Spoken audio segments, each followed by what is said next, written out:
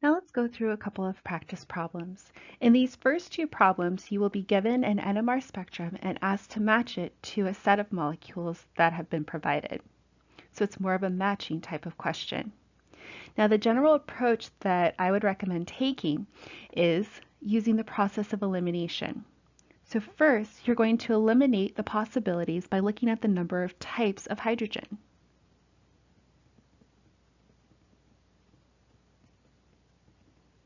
So for each of these possibilities, we'll go through and figure out how many different types of hydrogens we have, which would correspond to the number of groups of peaks we see on the NMR spectrum. Second, we will eliminate possibilities by looking at the integration. So we will match the ratio of hydrogens we have in the remaining possibilities with the ratios that we see on the NMR spectrum. Third, if necessary, we will use splitting patterns and chemical shifts to finalize our selection.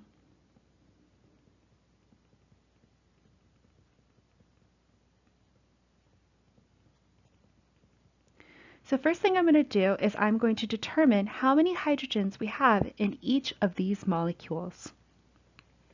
So in molecule A, we have a hydrogen attached to our oxygen in the alcohol. We have 2 hydrogens here, 2 here, 2 here, 2, and 3. Now each of these carbons gets further away from the alcohol group. Because their proximity changes, it's going to make each set of these hydrogens different types. So A has a total of 1, 2, 3, 4, 5, 6 types of hydrogens.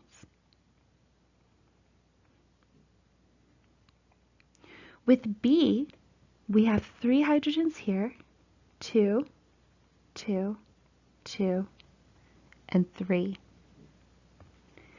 Now, these 2 hydrogens and these 2 hydrogens, even though they appear similar because they're right next to an oxygen, are actually different. That's because these 2 are attached to a propyl group, whereas these are attached to an ethyl group.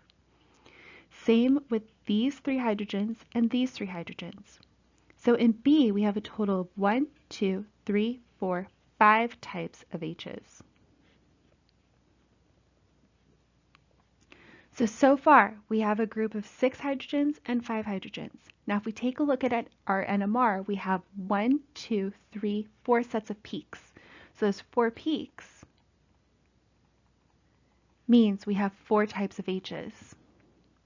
So already we can cross out A and B as possibilities.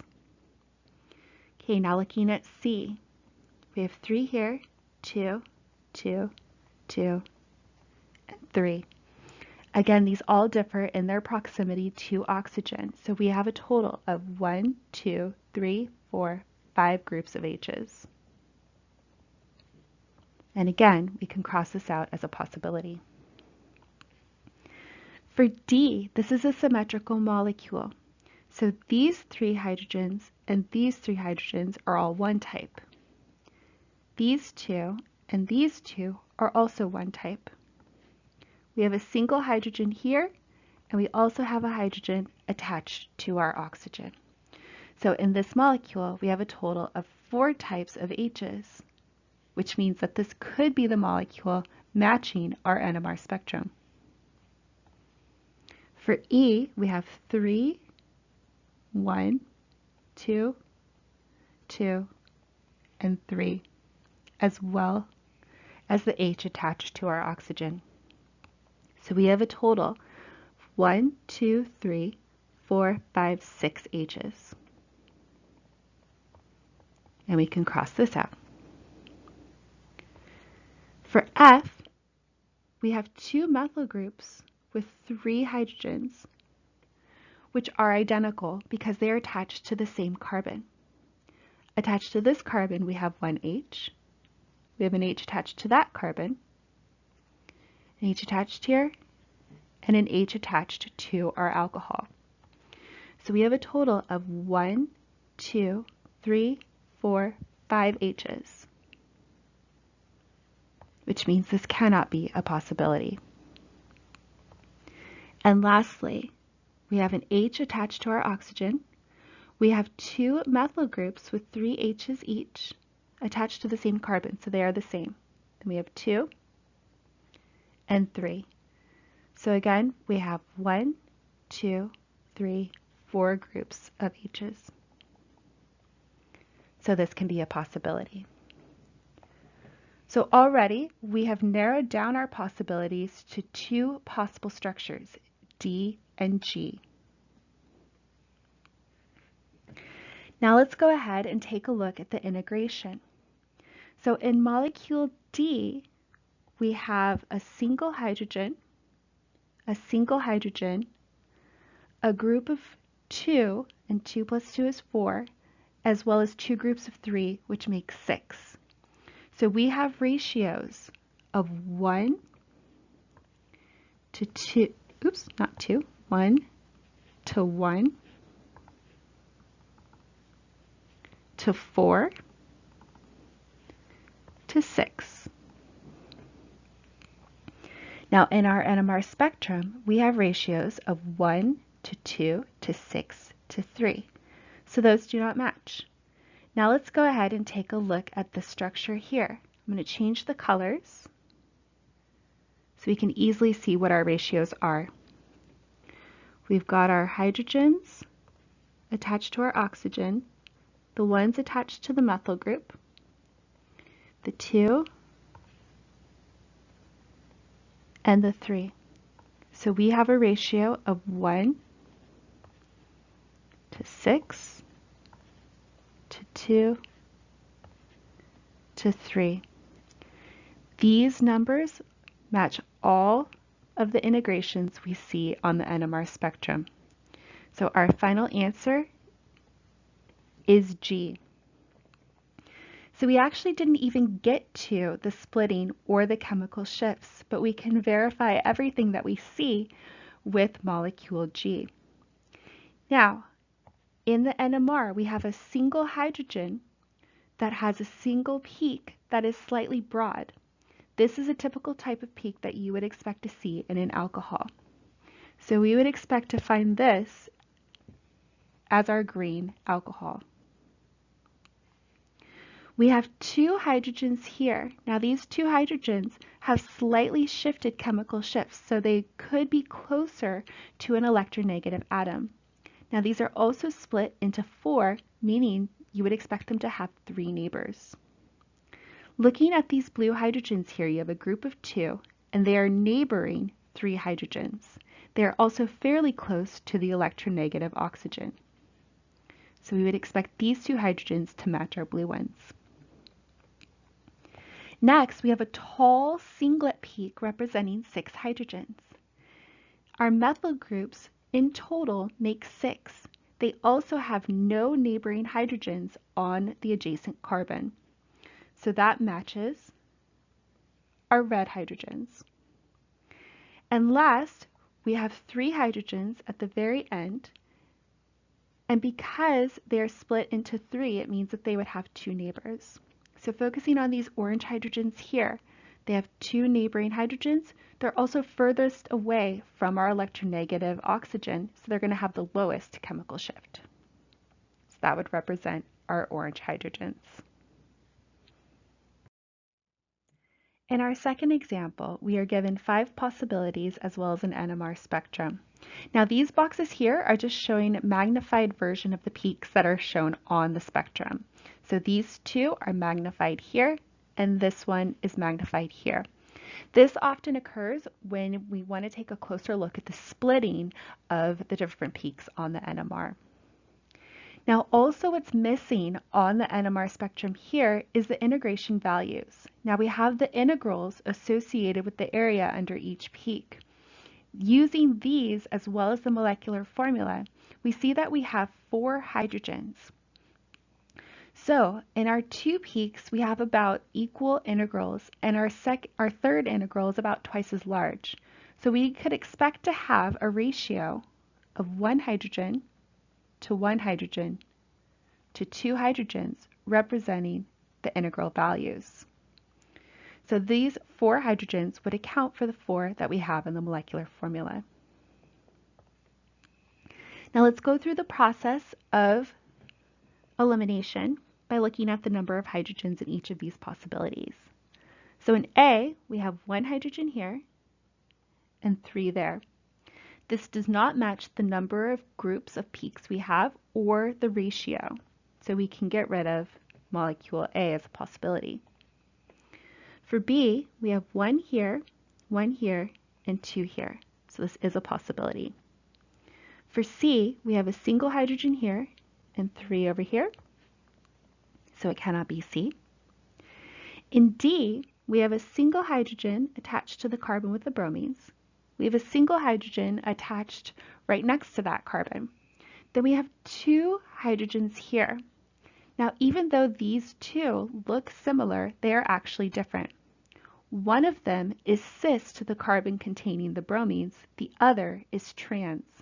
So it's actually going to give them 2 different chemical environments, and it would give our molecule a total of 1, 2, 3, 4 different signals. So it actually cannot be molecule D. Finally, we have molecule E. We have 2 hydrogens attached to the carbon containing our bromine, as well as 2 hydrogens attached to the other end of the alkene. Again, these are 2 different hydrogens.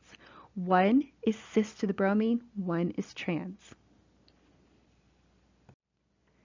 Now, as far as figuring out our final structure, we know that from our NMR, we have 2 hydrogens in this 5.5 to 6.5 range. This is going to represent 2 hydrogens directly attached to the carbons of an alkene. Now, in both of these cases, we have 2 hydrogens attached to the carbons of the alkene. So that's not going to help us very much. However, what is going to help us is the splitting for our 2 hydrogens. So in molecule B, these 2 hydrogens have 1 neighboring hydrogen, so we would expect them to be split into a doublet. These hydrogens here have no neighbors. The carbon that's adjacent to it contains a bromine and a double bond to another carbon. Now, if we take a look at this peak as well as its magnified version, we do not see any evidence of a doublet. So that means it has a singlet and that these hydrogens have no neighbors. So because no splitting was observed for these particular hydrogens, our only possibility can be molecule E. In another type of NMR problem, you are given the NMR data and the molecular formula of the compound, and you are asked to actually draw the structure of the compound. So this is different than the process of elimination. We actually have to take the information and construct a molecule. So I've gone through a set of steps that you can follow to help you with these types of problems. First thing that I always recommend doing is calculating the degree of unsaturation, also known as the hydrogen deficiency index, or HDI. So that's this formula here, where you take the molecular formula that's given to you and you plug in the numbers of each type of atom that you have. So we take 2 times the number of carbons plus 2 plus the number of nitrogens minus the number of hydrogens minus the number of halogens. So this X stands for any sort of halogen, fluorine, chlorine, bromine, or iodine. Then we divide that all by 2. So notice that oxygen is not incorporated into the degree of unsaturation equation, so we can just ignore that completely. Next thing to do is consider the number of NMR signals in integration to look for the symmetry in the molecule. We'll come to that in just a second. Next, you can analyze each signal and draw molecular fragments that match the shift, integration, and multiplicity. And then our final step is to assemble the fragments into a complete structure, like puzzle pieces. So we'll go ahead and use this example, and we'll come up with a structure that matches this formula. So first things first, we'll calculate the HDI, or the degree of unsaturation. So for our formula, we have 2 times the number of carbons, which is 4, plus 2. We have no nitrogens. We have 10 hydrogens, no halogens. We'll divide that by 2. So our degree of unsaturation is 0. 0 does not mean that a molecule does not exist. A 0 means that there are no pi bonds and or rings in the molecule. So we're only going to construct a molecule that contains single bonds. Next, considering the number of NMR signals in integration to look for symmetry. Now, with this, we want to focus on the hydrogens. In our molecular formula, we are given 10 hydrogens. Now let's go ahead and focus on the integration in the written NMR data to see how many hydrogens are accounted for. Now in this NMR data, we are given the information in terms of chemical shift. So this little delta sign stands for our ppm. And these numbers here are the chemical shifts for each of the peaks. So we have a total of 4 peaks in this molecule. These little lowercase letters represent the type of splitting that occurs. An S represents a singlet. A D represents a doublet, M represents a multiplet, and then D, again, we have a doublet. Next to those, we have the integration, so the number of hydrogens in each of those peaks. So we have 1, 2, 1, and 6. So that is a total of 10 hydrogens. Now, since the number of hydrogens that are accounted for match the molecular formula, it means that we have no symmetry in this molecule.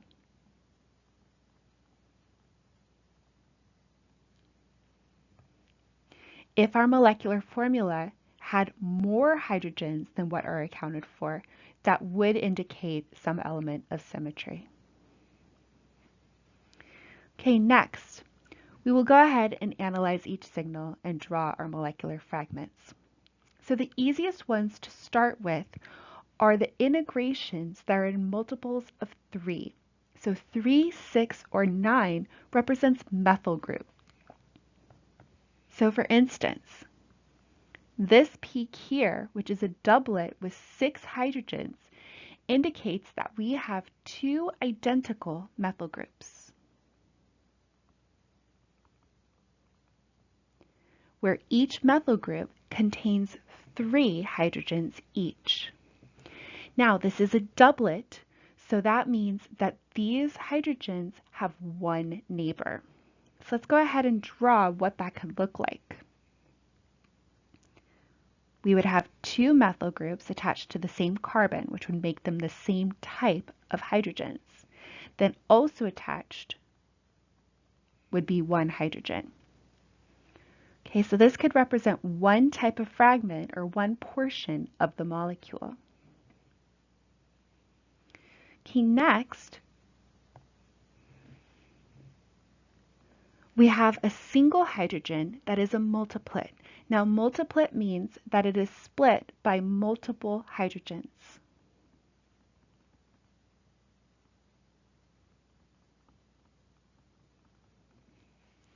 So we have just drawn a single H here that currently has 6 neighboring hydrogens. Now, since this is a multiplet, it means that we are being split by multiple hydrogens, often that have different chemical environments. So we get kind of that complex splitting.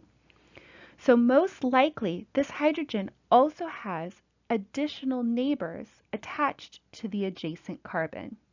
So we don't know how many H's are attached to this carbon here, but that's likely the culprit that gives us a multiplet. Next, we have a doublet that has 2 hydrogens. So a doublet means that we have 1 neighboring hydrogen. Now if we were to put 2 H's here, those would form a doublet. Now these particular groups of hydrogens also have a high chemical shift.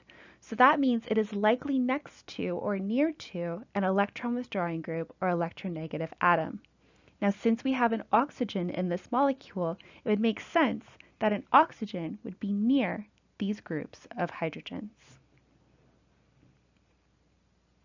And lastly, we have a single hydrogen that is a singlet at 3.92.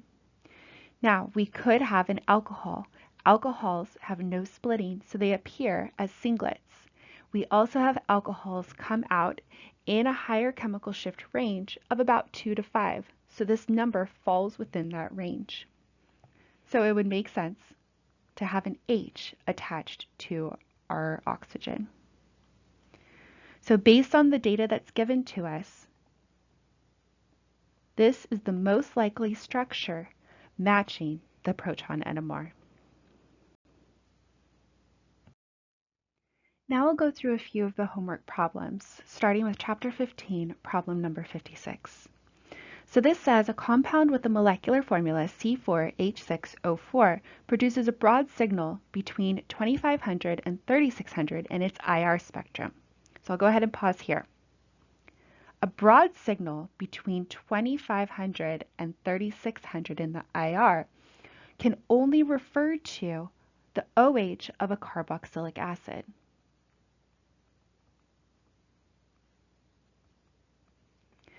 An alcohol has a smaller range of about 32 to 3600. A carboxylic acid is the only type of peak that extends over that large of a range. We also know that this molecule produces two signals in the proton NMR.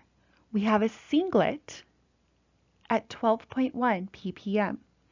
Again, the only type of proton that comes up with a chemical shift that high is the proton of a carboxylic acid. So we'll focus on this. So we have two pieces of data that indicates that we have a carboxylic acid in this molecule.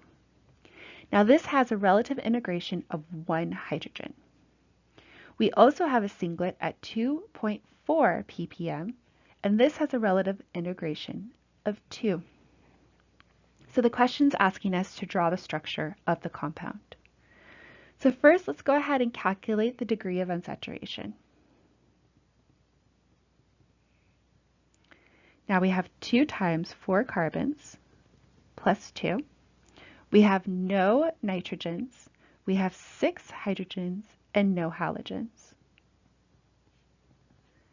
So we get a degree of unsaturation of 2, which can either mean 2 pi bonds or 1 pi bond and 1 ring, or 2 rings. Now the 2 rings is highly unlikely because we only have 4 carbons, so we don't have very many atoms that can allow us to form those 2 rings. So we'll just keep this information in mind.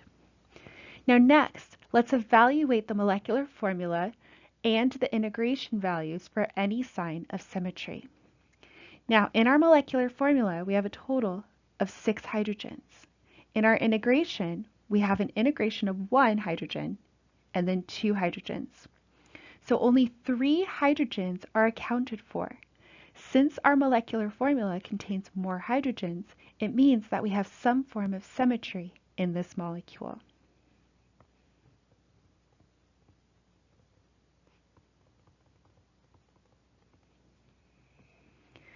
So now let's go ahead and put this all together.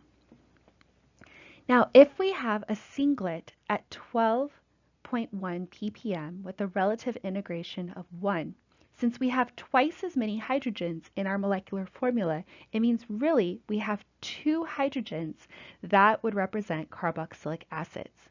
So most likely we have 2 carboxylic acids in this molecule, and those 2 carboxylic acids would account for the 2 pi bonds that we have in the degree of unsaturation.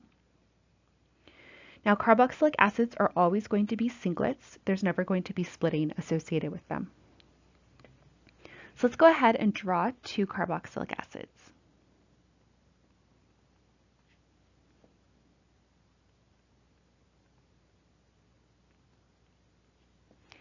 Now these 2 carboxylic acids account for 2 out of the 4 carbons. It also accounts for all 4 of the oxygens as well as 2 of the hydrogens. So now we have 2 more carbons as well as 4 more hydrogens to take care of. Now most likely, since we have no other pi bonds, we're going to have single bonds that can connect these 2 carboxylic acid functional groups. So we've got a single carbon here and a single carbon here, each of them with 2 hydrogens. Now these hydrogens are exactly the same. There is no difference. They are both attached to a carbon that is attached to a carboxylic acid as well as another CH2 group. They both can be described exactly the same. So because these are the same types of hydrogens, they cannot split each other and they will appear as a singlet. So this is most likely our structure matching all of this information. I'm going to redraw it in a better way.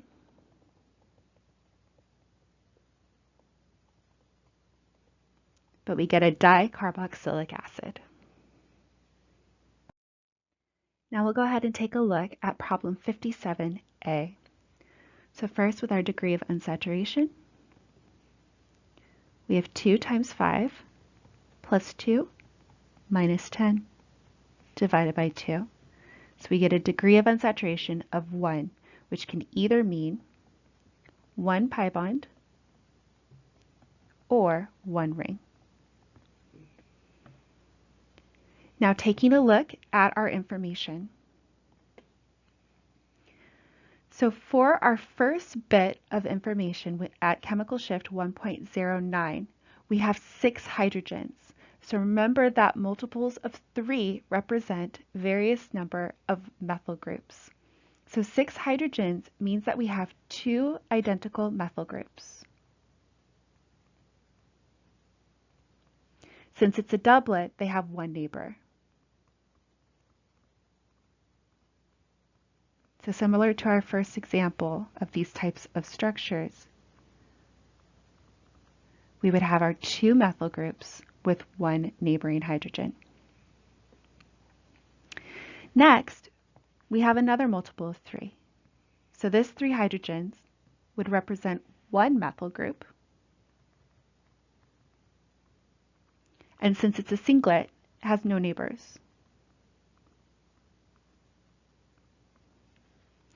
Now for this one, we want to take a look at the chemical shift. Now we do have an oxygen in this molecule.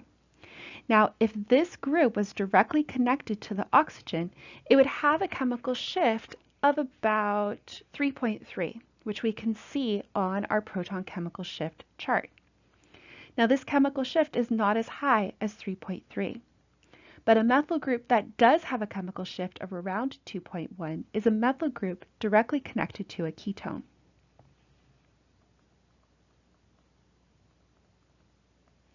Now this is important because it takes into account the oxygen as well as the 1 pi bond that we calculated in our degree of unsaturation. So most likely, this chemical shift at 2.12 represents a methyl group connected to a carbonyl. And lastly, we have a single hydrogen that is a septet. A septet means that it has 6 neighbors. So that likely represents the H that we used to form the doublet for our 6 hydrogens, or our 2 methyl groups. So now we have our 2 components. We have our isopropyl group as well as our methyl ketone. So we can go ahead and draw these together.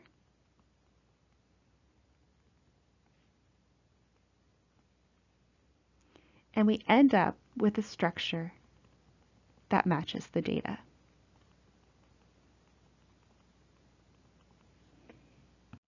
Now in this example, I'm showing all the hydrogens. You can always draw it in just standard bond line form. For our last example, we're going to propose a structure of a compound that has the following NMR data, as well as the molecular formula C8H10. So starting off with our degree of unsaturation calculation, we have 2 times 8 plus 2 minus 10 divided by 2. Now this comes out to a good degree of unsaturation of 4. Now anytime you have a degree of unsaturation of 4 or more plus 6 carbons, it indicates a benzene ring.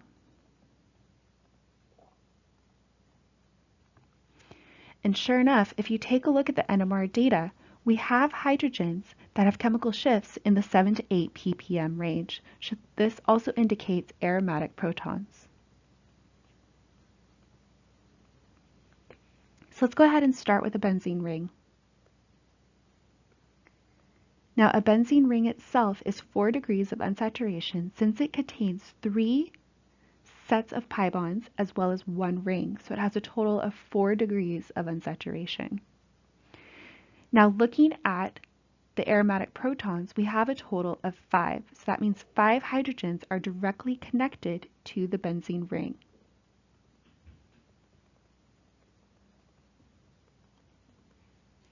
So now we've taken care of this set of hydrogens.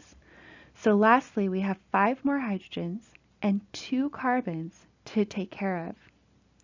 So looking at these 2 chemical shifts, we have one that contains 3 hydrogens and it's a triplet. So that means that it has 2 neighbors. For this one, we have 2 hydrogens that is split into a quartet. That means it has 3 neighbors. Now, since this group contains 3 hydrogens and this one contains 2, it's likely that they are neighbors with one another. So we will go ahead and draw a 2-carbon group attached to our benzene ring.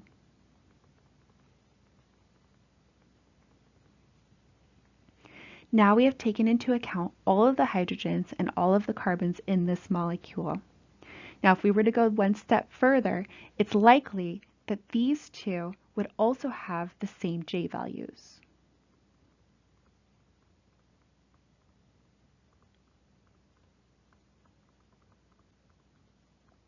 Because they are each splitting one another.